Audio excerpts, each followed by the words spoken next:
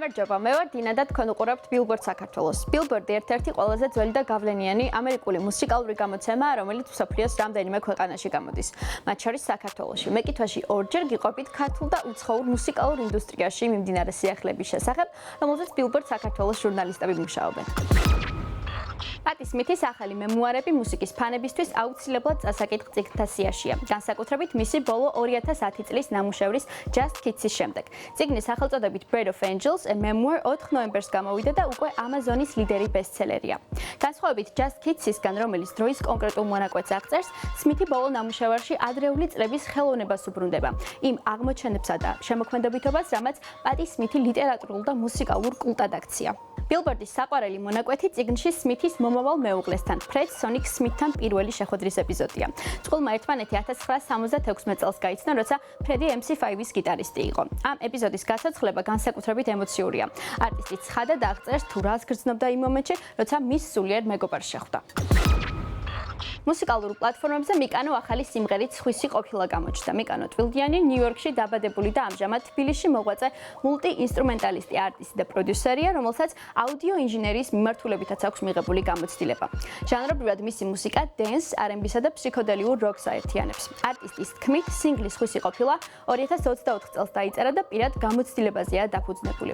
სიმღერის ინსტრუმენტალი მიკანოს მიერაა შექმნილი. ტექსტის ინსპირაცია კი ცხოვრებისეული თავგადასავლებიდან გამომდინარეობს, რომელიც დროთა განმავლობაში თავად არტისტისთვის, ბატატო ტვილდიანისა და თაიკო მიხაბერიძისთვის საერთო ხუმრობად იქცა.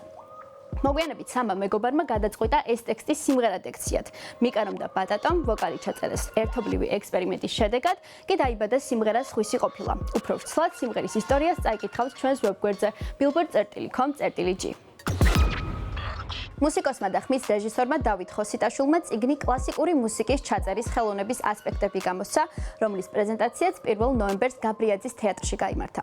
წიგნი ერთგვარი კვლევაა, რომელიც დეტალურად შეისწავლის კლასიკური მუსიკის სტუდიური და საკონცერტო ჩაწერის მრავალმხრივ ასპექტს. ტექსტი ფილოსოფიურ, ფსიქოლოგიურ და ტექნიკურ მხარეებს მოიხილავს, რათა მუსიკოსები, ხმის რეჟისორები და კლასიკური მუსიკის მოყვარულები დეტალებში კიდევ უფრო გათვითცნობიერდნენ.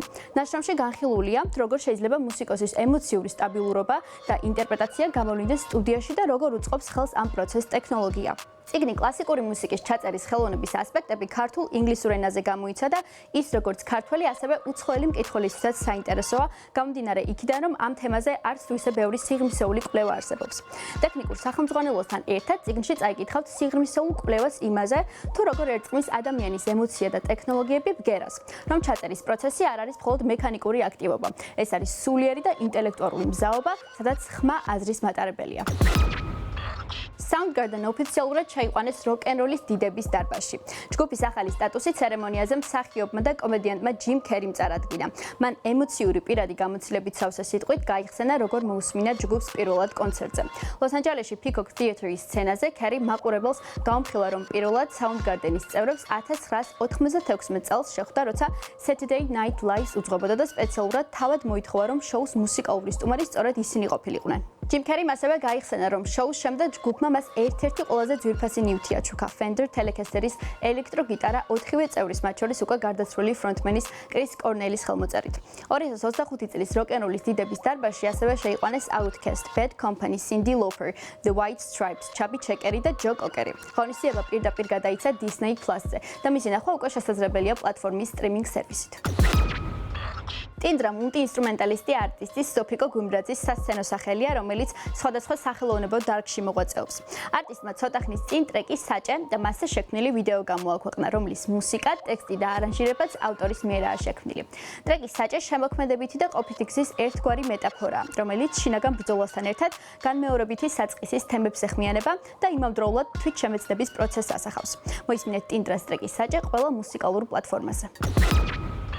დღეისათვის სულ ეს იყო. მე კი შეგახსენებთ, რომ მუსიკის სფეროში მიმდინარე ყველა სიახლეს ჩვენს ვებგვერდზე billboard.com/g-ზე შეგიძლიათ გაეცნოთ, ასევე არ დაგავიწყდეთ, რომ გამოყვეთ Facebook-ზე, Instagram-სა და TikTok-ზე. მე ვარ დინა და გემშვიდობებით ორი კვირით. ნახვამდის.